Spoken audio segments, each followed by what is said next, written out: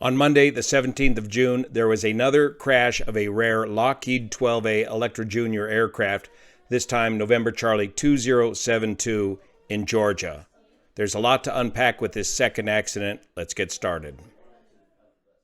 Starting first with the Aviation Safety Network, Monday, 17 June 2024, Lockheed 12A Electra Jr., November 2072. November Charlie is the antique style of U.S. designator of antique aircraft. They've shortened them from November Charlie to just straight N numbers or November here for the U.S. registration. Serial number 1208, manufactured in 1936. 0 fatalities, 3 pretty serious injuries, and these guys are lucky they survived this impact. Substantial damage to the aircraft. This accident occurred at the Seven Lakes Airport, 62 GA. More on that in a minute. A 1936 twin-engine Lockheed 12A was attempting to land at Seven Lakes Airport shortly before 8 p.m. when it crashed into a tree. 3 people were on board. They were all airlifted to area hospitals, and I'm glad to say that at this point it looks like they are out of the woods and will fully recover. They do have some pretty extensive injuries, though. The accident occurred here at 62 GA, which is the private airstrip, Seven Lakes Airstrip, 2,900 feet long at the 630-foot elevation.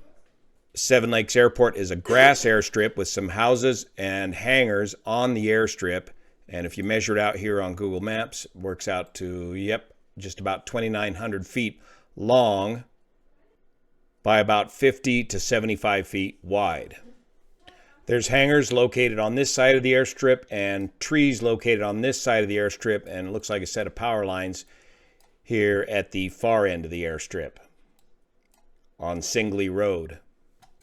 The Lockheed was landing to the north at the time of the accident, and the tree that they impacted just off to their left is located right here next to this hangar. That corroborates with the crash scene photos.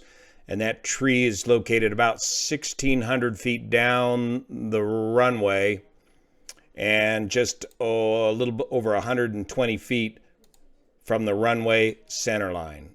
So not a lot of room to work with at this grass airstrip, particularly for an airplane as large as the Lockheed 12A. But this is the airport that the owner is based out of, and he's been flying this Lockheed out of this airport since he's owned it.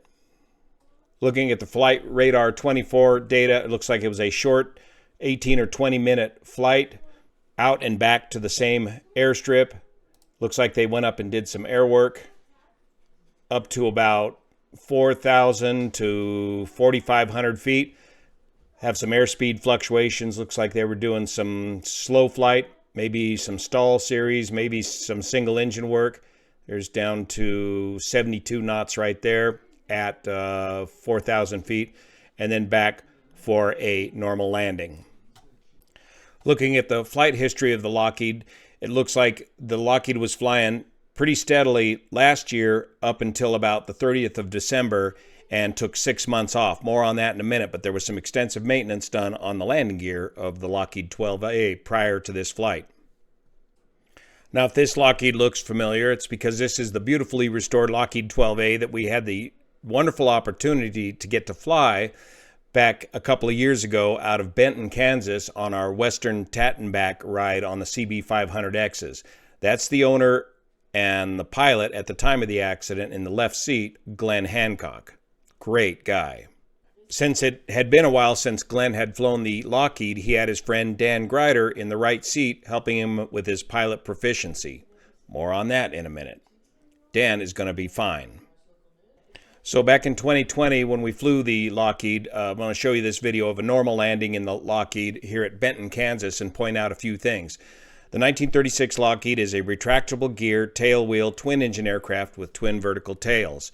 The landing gear and flaps are actuated electrically, and on most of Glenn's landings, he prefers to use full flaps because that's the configuration he's going to need to get in and out of his airstrip.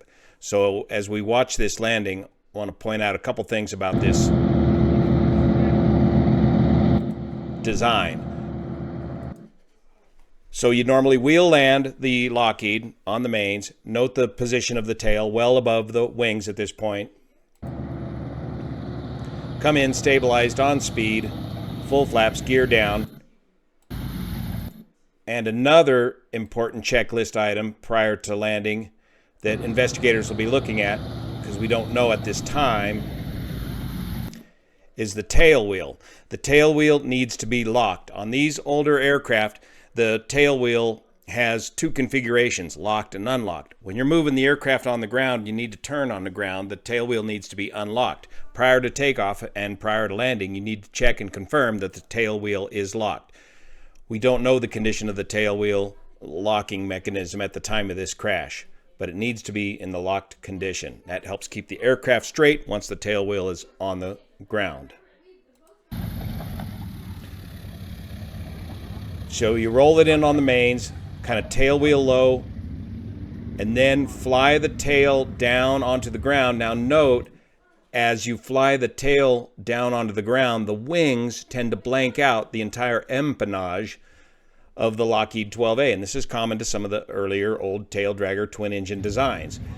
So that's why it's incumbent and important to not only have the tail wheel locked, but at this point you're basically relying on the help of differential braking to maintain directional control of the aircraft. Yeah, you have some aerodynamics over the rudders, and those rudders are lined up with the engines, but the engines are at idle, so you got to have good operational brakes and a locked tail wheel to prevent the aircraft from ground looping. As we discussed on the previous Lockheed 12A crash video, in 1936 the ergonomic layout of the cockpit was not up to modern standards. So you'll see here the tail wheel locking lever. I believe it's either this lever or this lever here, located on the forward pedestal. The landing gear is not a traditional landing gear handle and switch. It's a push button switch, and the flaps located over here is not a traditional flap lever. It too is a push button switch. And again, the gear and flaps are electrically operated. The tail wheel lock and unlock is just straight mechanical with the cable. So according to both eyewitness reports, some video evidence, and Dan's own words, the landing was a normal full flap landing to the north here at 62 GA, on speed and on the normal touchdown point, which is right here at the end of the runway. The rollout was normal on the main wheels, and as the tail was flown down to the ground, shortly after the tail wheel touchdown, the aircraft swerved abruptly to the left, impacting the one tree here located right alongside these hangars, center punching the cockpit. Coming off the runway to the left is a slight drop off down to where they impacted the tree. Both main landing gear appear to be down and in good shape. The flaps in the full flap landing condition, and it's hard to tell the condition of the tail wheel from here. But it appears to be properly extended. We just don't know if it's locked or not. A few years ago, a left swerving ground loop accident was recorded in Belgium. Very similar looking to what happened in this case. So down on the mains, tail wheel comes down, and in this case, the pilot input a wrong left rudder input, inducing a ground loop right there, and the aircraft comes to a rest in the hangar, or in front of the hangar.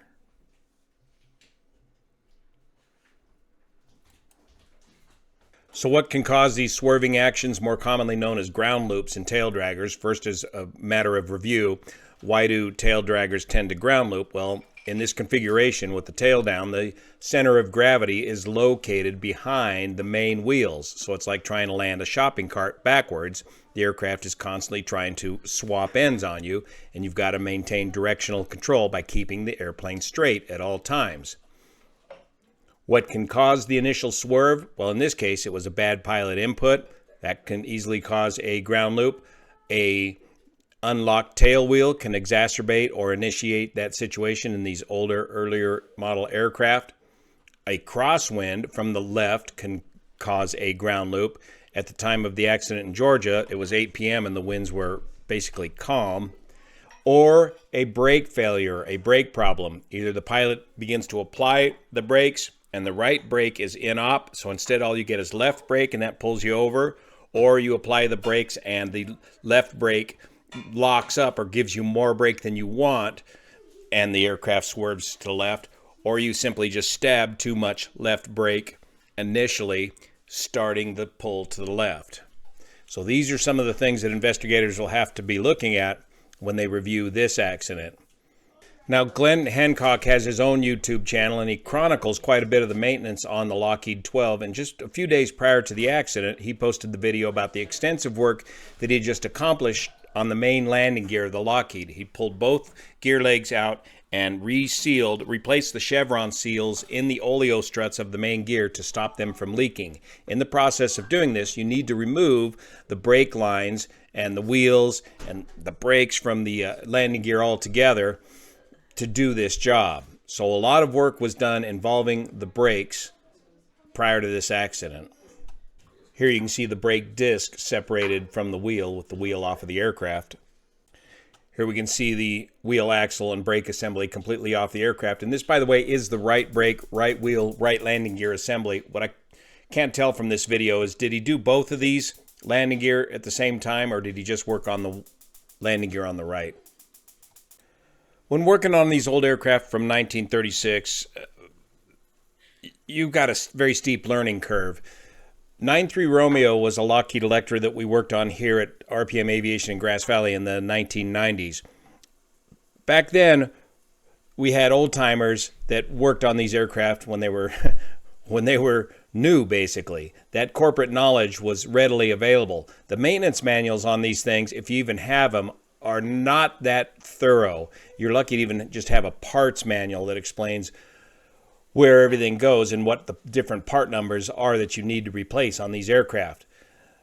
The point being that when you're a new owner or a new generation owner of one of these older aircraft, you're learning a lot of the maintenance procedures for the first time on your own. Now here's a picture of 9-3 Romeo, the aircraft we used to work on back here in Grass Valley in the 90s when Bob Carmen owned it.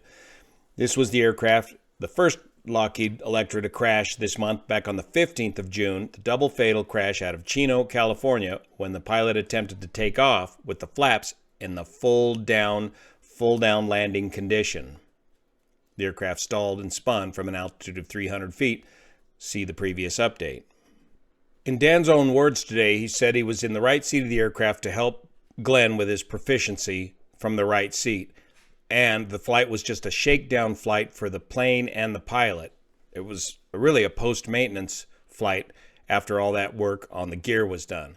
Also, Dan brought his cameras along with him and wanted to do a video saying that the recent L-12A crash in Chino was caused by two pilots that didn't use the checklist and attempted to take off with full flaps.